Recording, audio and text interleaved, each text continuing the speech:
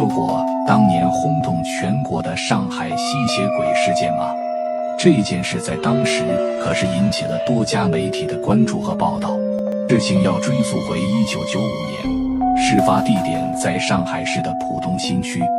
那天一大早，环卫工人正在公园里打扫卫生，突然发现前面不远处的草丛里好像有东西，走近了一看，竟然是一只手。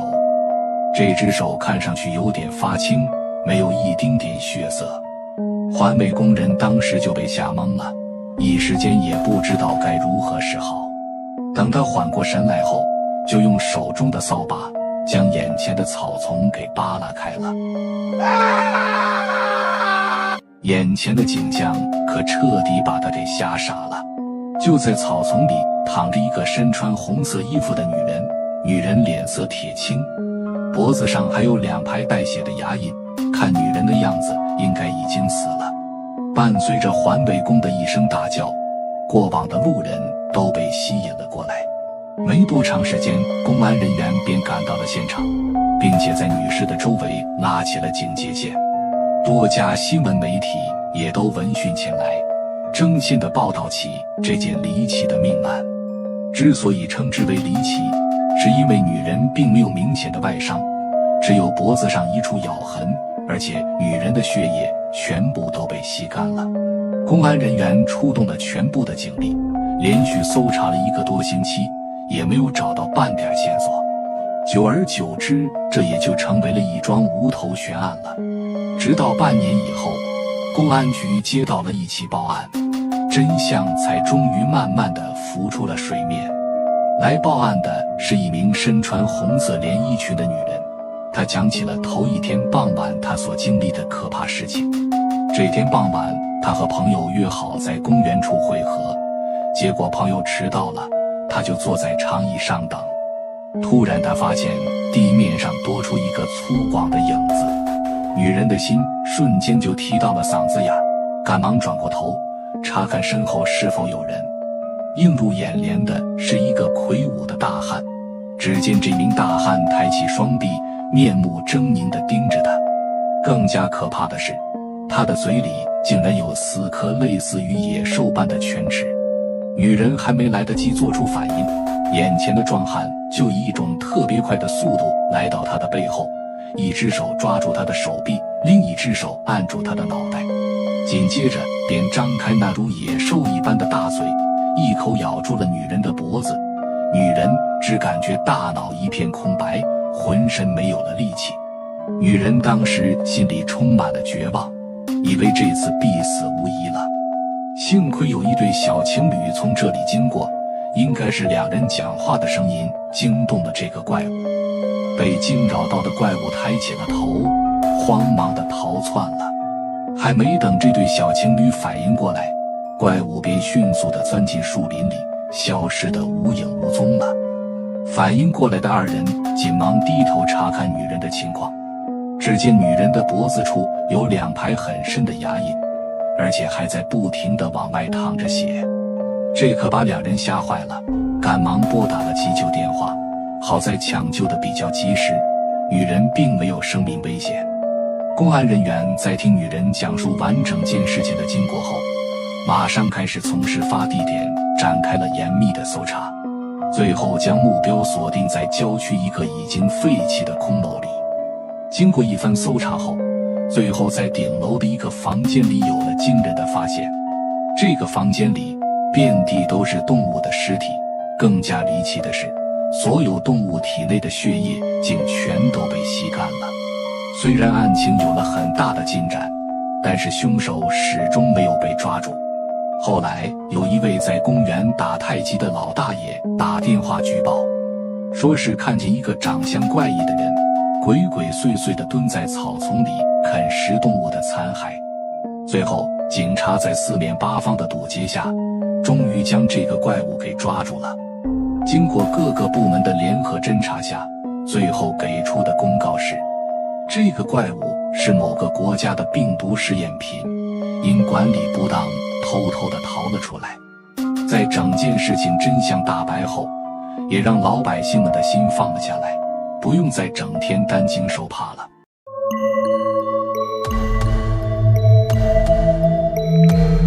据说只要是死在桥上的人都是没有办法投胎的，他会守在桥头寻找下一个可以让他投胎转世的人。故事发生在2002年，地点是江苏省常州市的红灵堂小镇。那一年我还在镇上读初中，因为离家近，所以就没有住校。这天傍晚，我放学后独自走路回家，在回家的途中必须经过一座小石桥。这种小石桥在我们镇上随处可见，就是搭在小河上用石块建立的普通小桥。那天傍晚镇上出奇的冷清，我在回家的路上也没有遇见几个行人。就在我走到桥的另一头时，突然发现桥头站着一个模糊的人影。走近他时，我才看见这人穿着一身黑，而他的周围好像有层朦胧的黑雾罩着，加上他又背对着我，一直低头盯着桥下看，我很难看清他的样貌。可我能感觉到这人非常消沉，虽然他看着有些奇怪，但我想也许是天色暗了，所以有了错觉。当我走下桥头后，出于好奇，我回头看了他一眼，只见那人还站在那里一动不动的。到了第二天晚上，因为今天学校有晚自习，所以当我回到镇上时已经是10点了。镇上的人一般都睡得很早，到了这个点，路上基本就没有什么灯火了。可当我走上那座桥时，又再次遇到了昨天那个怪人，他依旧站在桥头的地方。这人也太诡异了吧，我实在想不通他一直站在那到底是在干什么。我有点胆怯地上了桥，靠近他的时候又忍不住看了他一眼，但无论我怎么看，他都是一副模糊不清的样子，更别提五官什么的了。顿时我心里就感到一阵发毛，赶紧快速地走过去。这次我下了桥后头也不回地跑回了家，就怕他突然会追上来。到了早上上学的时候，我一想到桥头的黑影就汗毛直竖，害怕的不敢一个人过桥。于是我喊上了同学天棒一起结伴行。不过平时我们并没有什么交集，天棒对我的主动邀请感到很奇怪，但我并没有说实话，只是说一个人走很无聊给敷衍了过去。一路上天棒都在兴致勃勃地和我说学校的八卦，可我根本没有什么心思听。离那座石桥越近，我心里越不安，我害怕又再一次遇见那个诡异的人。幸亏有天棒在旁边，不然的话我可能今天都不敢去学校了。我踏着沉重的步伐走上了石桥，握紧的拳头手心都快出汗了。果不其然，在桥的另一头我又看见了他，我的心里顿时咯噔了一下，这人居然还站在原来的位置纹丝不动。我连忙低着头不敢再看他。桥上几米的路程，我感觉走了1个世纪。最后我终于心惊胆战地下了桥，而同行的天棒似乎没有看到他一样，还在喋喋不休地说着事情，直到他看见我一脸冷汗，才反应过来问我怎么了。我连忙问他有没有看见桥上黑乎乎的人影，可他的回答却让我再一次感到头皮发麻。只见他回头看了桥上一眼，然后非常肯定地说桥上压根一个人也没有。他以为我是故意戏弄他，对此他感到很生气。这时我意识到我应该是遇到鬼了，于是连忙拉着天棒快速向学校方向跑去。在离开桥很远的一段路后，我才跟他解释这2天的恐怖遭遇。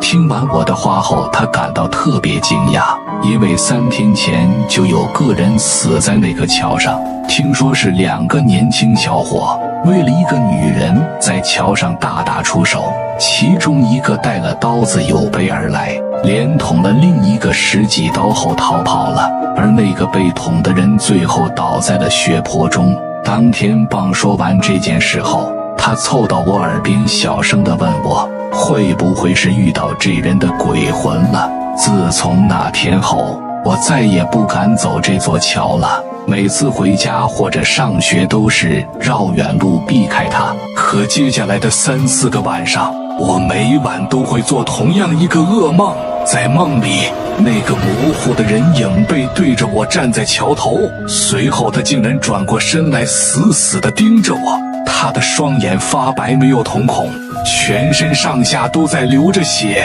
接着他又张大嘴巴朝我扑了过来，每次我都会被吓得惊醒出一身冷汗。后来我的父母请了一个有名的算命先生，做了一场法事后，我才摆脱了噩梦的纠缠。听镇上的老人说，死在桥上的人是无法投胎的，灵魂会被困在桥上7天之久，直到头七那晚才会有无常带他离开。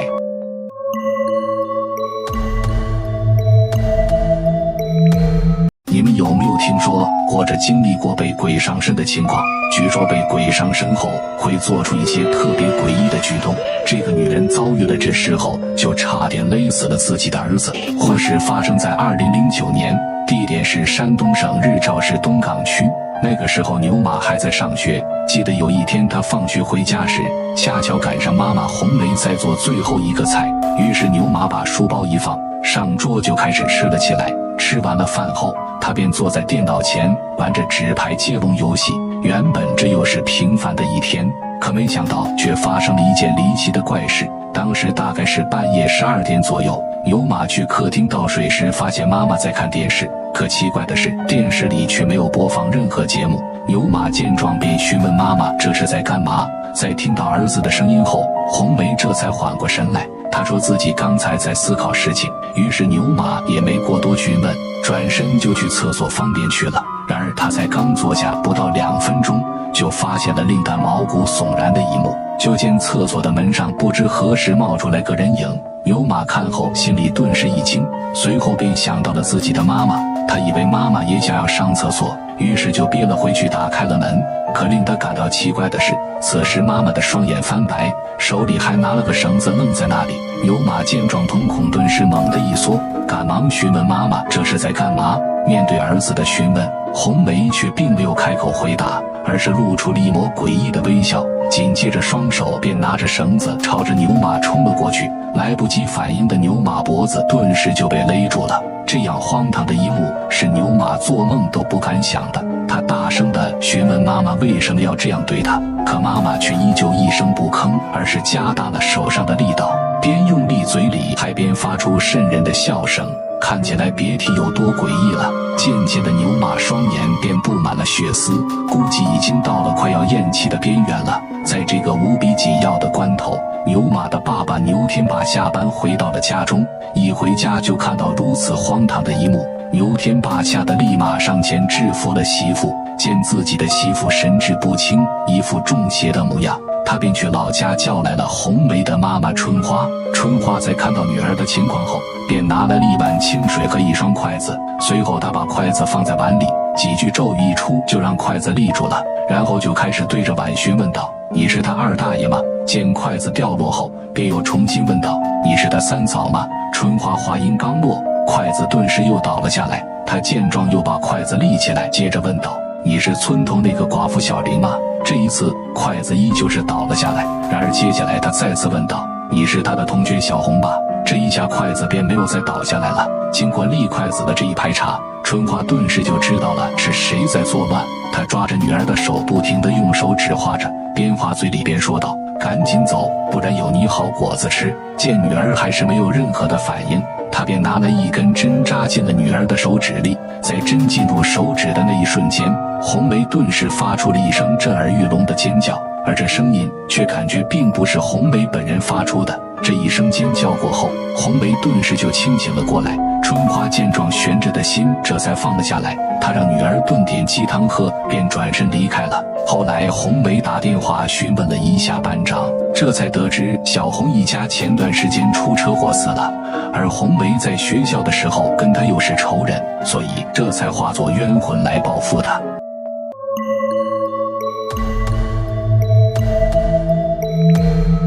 听说过震惊全国的天津7仙女惨案吗？8名女学生一夜之间7人惨死宿舍，而幸存的那个人竟在尸体旁若无其事地睡了一夜。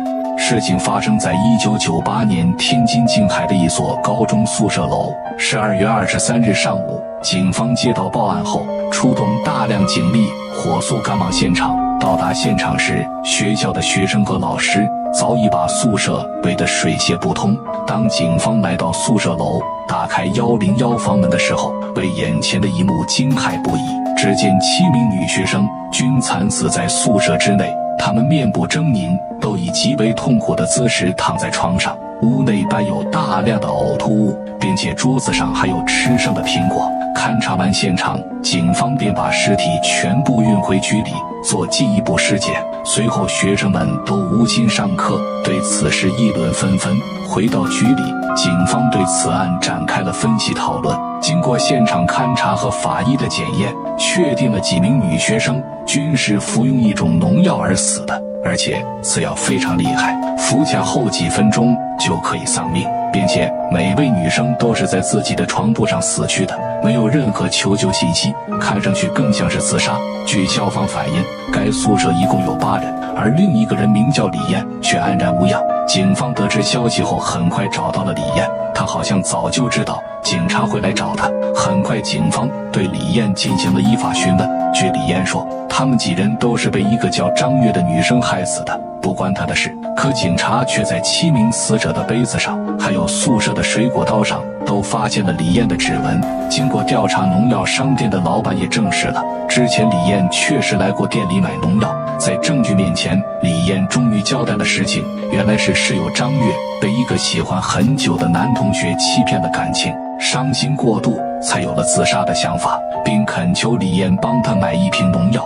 李艳也没多想，就买回来了。但是张月一个人死又害怕，就想拉着其他6个室友陪着他一起。无奈的李艳就按照张月的吩咐，给他们7人准备了农药，当晚就服侍他们喝下了。当他们7人服下农药后，痛苦万分，李艳就不停地安慰和照顾他们。没一会儿，他们7人就相继死亡了，而李艳则是在宿舍陪他们度过了最后一晚。后来警方找到张月所谓那个喜欢的男生，问清了事实，确实如李艳所说，但是李艳参与下毒害人一事证据确凿。随后警方依法对李艳进行了公诉。虽然李艳的家人为她聘请了很好的律师辩护，但是李艳也没能逃脱法律的制裁，最终李艳被判处无期徒刑。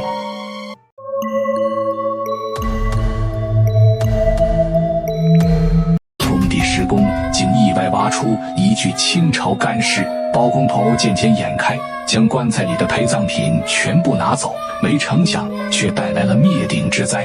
这件事儿是我朋友牛马的亲身经历，他是一个挖掘机驾驶员，那年家里活不好，他便去合肥那边打工了。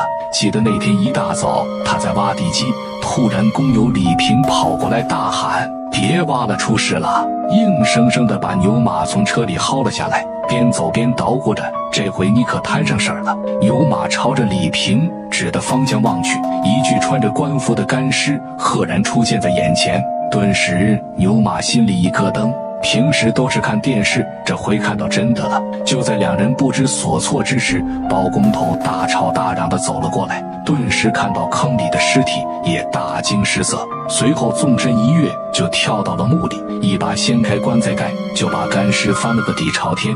应该是弄到不少宝贝，兜里都塞得满满的，才爬上来。为了堵住牛马和李平的嘴，随手便扔给他们俩1人1个小物件，并警告2人，今天的事谁也不许说出去，否则要你们好看。随后牛马便按照包工头的指示，将那个棺材铲碎，随后又填平了。原以为一切就这样过去了，可就在第2天一大早上，包工头就出事了，竟然离奇的从16楼的阳台上掉下来，直接摔成肉饼。就在大家都沉浸在悲痛之中时，李平也出事了，一个水泥柱子不知为什么掉了下来，直接将李平压在下边，现场惨不忍睹，只留下了一只手。大伙儿七嘴八舌都说，他们出事的时候都有一个黑影在身后。今天轮到牛马了，他早已被吓得胆裂魂飞，在工地上大喊大叫地说黑影来找他索命了。